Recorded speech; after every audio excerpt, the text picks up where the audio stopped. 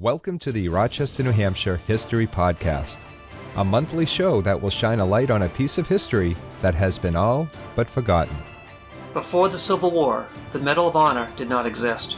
There were not many American military awards. Back then, most American leaders thought awarding medals was an old European tradition and not needed in the United States.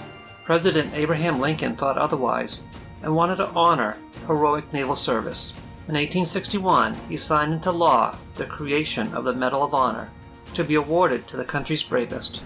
Since then, one Rochester man has earned the Medal of Honor. His name is James Ramsbottom. He was born in 1828 in England. Around 1840, he and his family immigrated to America. At first, they lived in Rhode Island, but in 1846, John's father bought land in Rochester in what is now known as Old Dover Road, and they became residents of Rochester. James enlisted in the Navy in the late 1840s. This was before the Civil War, and what is interesting is that he used an alias and served under the name Charles Melville. This is a mystery. No one knows why he did not use his real name of Ramsbottom. For the sake of simplicity, we will continue to use his birth name of James. For the next 20 years, James served off and on in the United States Navy. In the Navy muster rolls, he is described as 5 foot 3 inches tall, fair complexion, blue eyes, and brown hair. He attained the rank of ordinary seaman, and among the many skills he learned was how to load and fire a cannon. In 1864, James was serving on the USS Hartford, the flagship of Admiral Farragut.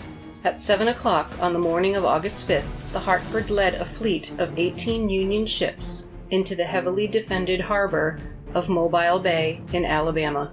Standing in their way were 3 forts defending the harbor. The largest fort was Fort Morgan, which contained 45 guns. The entrance to the harbor was filled with torpedoes. Today, we would call them sea mines. The Confederate Torpedo Bureau placed 67 torpedoes across the entrance, leaving a gap on the eastern side of the channel so friendly vessels could enter or leave the harbor. The sea mines were not meant to sink enemy ships, but force them to steer into close range of the fort's guns. There was also several Confederate ships patrolling the harbor, including the powerful Tennessee, which was an ironclad warship. The Union ships sailed through the narrow passage of the harbor, trying to avoid the sea mines. One of the ships strayed into the minefield and struck a mine. It sunk instantly, killing over 100 Union sailors. When this occurred, the other ships, fearful of sharing the same fate, slowed up and cautiously crept forward, becoming easy targets for the Confederate cannons. At this point, Admiral Farragut had to choose between retreating or advancing. He then yelled one of the most famous battle cries in the history of the Navy. "Damn the torpedoes! Full speed ahead!" Following the lead of the Hartford, the other Union ships sped up and successfully sailed past the mines without another explosion. While the Union ships were sailing past a minefield and avoiding cannon fire from the forts, James was manning a 9-inch cannon on the Hartford. Don't let the name fool you. It was a big gun. The diameter of the bore was 9 inches and could launch a 150-pound shell almost 2 miles. James' gun, along with all the other Union cannons, were firing at the Confederate forts and ships. The returning Confederate fire was deadly. An enemy shell exploded near James. The blast killed and wounded everyone in the area.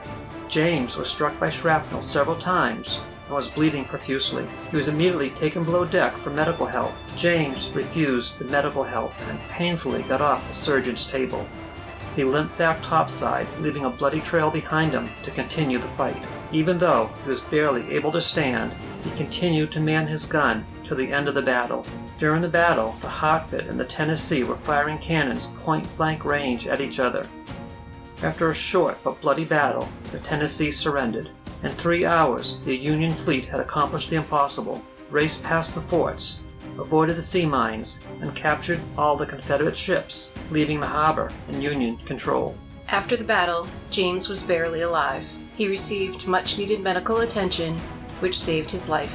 He returned home to Rochester to recover from his wounds. On December 31st, 1864, because of his heroic actions at the Battle of Mobile Bay, James was awarded the Congressional Medal of Honor. It appeared that James recovered from his wounds and would live a productive life.